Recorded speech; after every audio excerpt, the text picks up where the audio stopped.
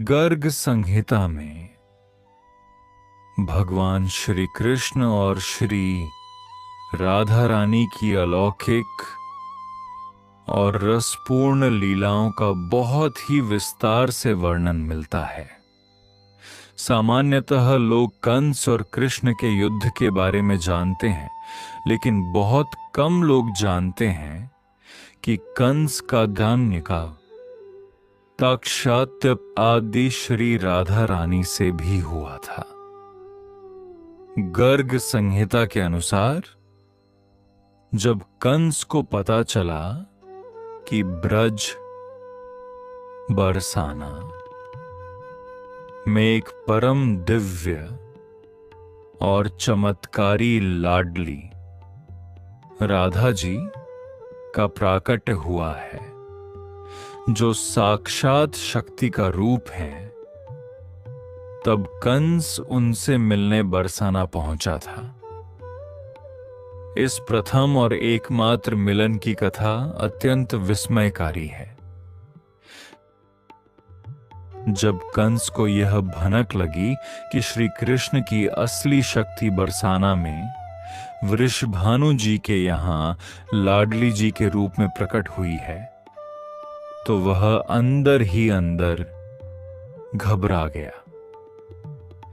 उसने सोचा कि यदि वह कृष्ण को मारना चाहता है तो पहले उसकी इस मूल शक्ति को समाप्त या नियंत्रित करना होगा। इसी मंशा से कंस कपटपूर्वक बिना किसी सेना के केवल कुछ गुप्तचरों के साथ अत्यंत गुप्त रूप से बरसाना गांव में दाखिल हुआ। गर्ग संहिता के अनुसार जब कंस वृषभानु जी के महल के पास पहुंचा तो उसने देखा कि बाल रूप में श्री राधा रानी अपनी सखियों के साथ खेल रही थी। राधा जी का अलौकिक तेज और दिव्य रूप देखकर कंस दंग रह गया। कंस ने खुद को बहुत ही सौम्य और एक सीधे साधे राजा के रूप में प्रस्तुत किया। वह धीरे धीरे बाल रूप राधा जी के समीप गया। कंस ने बड़ी आत्मीयता दिखाते हुए बाल रूप किशोरी जी राधा रानी को अपनी गोद में उठा लिया। बरसाना के लोग और गोपियां यह देखकर डर गए कि यह क्रूर कंस यहां क्यों आया है और किशोरी जी को गोद में क्यों ले रहा है। जैसे ही कंस ने राधा जी को गोद में लिया, उसके मन में पाप जाग उठा। उसने सोचा कि जैसे ही सबकी नजरें थोड़ी इधर उधर होंगी, वह इस कन्या के पैर पकड़कर इसे शिला पर पटक देगा, जैसे उसने देवकी की अन्य संतानों के साथ किया था।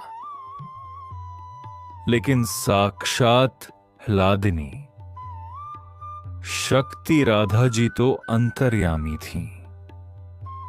वे कंस के इस कुटिल विचार को जान गई। बाल रूप राधा जी ने कंस की तरफ देखकर एक अत्यंत मनमोहक और रहस्यमयी मुस्कान बिखेरी। जैसे ही कंस ने उन्हें मारने की नीयत से उनके चरणों को कसकर पकड़ने का प्रयास किया, राधा जी ने सहज भाव से अपने सुकोमल चरणों को थोड़ा सा हिलाया।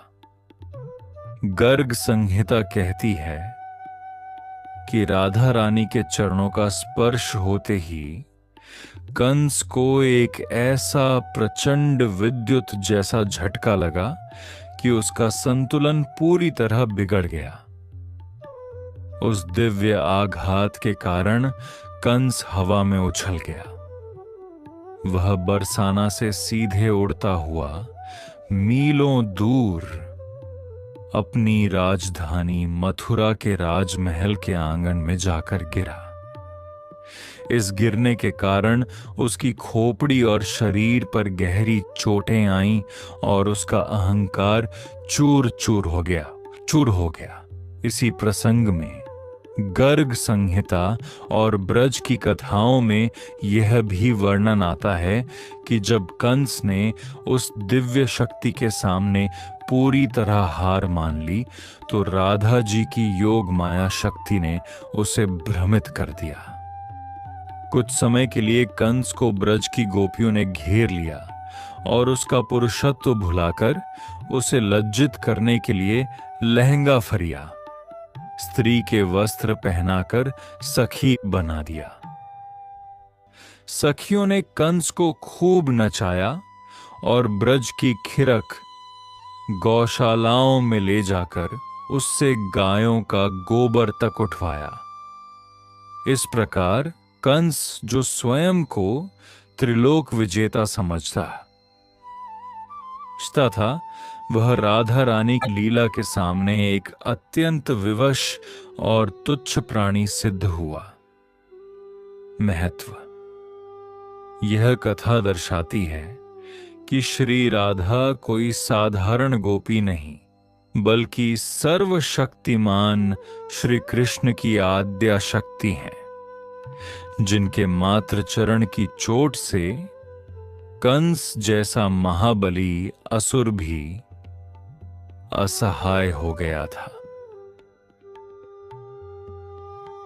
तो बोलो राधे राधे।